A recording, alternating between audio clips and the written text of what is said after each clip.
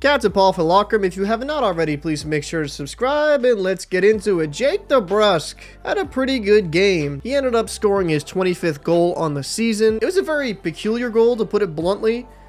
I thought Frederick actually scored this goal, but as of right now, they're saying it went off DeBrusk's stick glass, and he was so close to having a beauty of a goal in the shootout when he came down with some speed. Bruins ended up winning this game 4-3. Started out strong, getting up 3-0. Even with allowing the lead to slip away, Bruins ended up pulling this off. Jake DeBrusk was a very controversial figure in the fan base for a bit.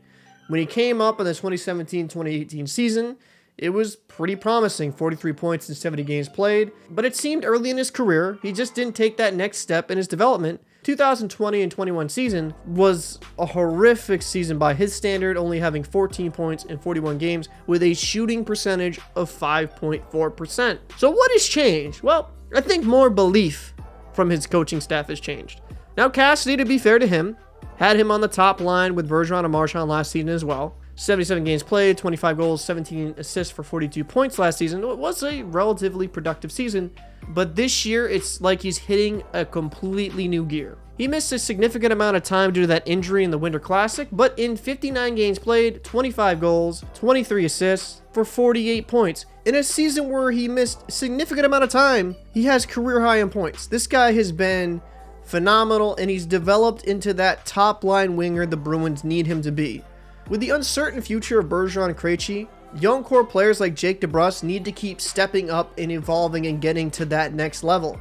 While people continue to complain about the 2015 draft, realize one of them has panned out. Jake DeBrusk is doing extremely well.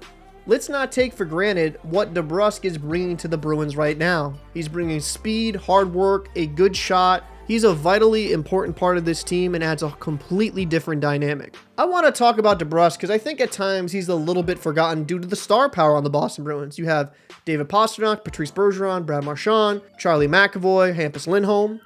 But it's guys like DeBrusk and the quality that he brings that helps you go deep into the playoffs and potentially win Stanley Cups.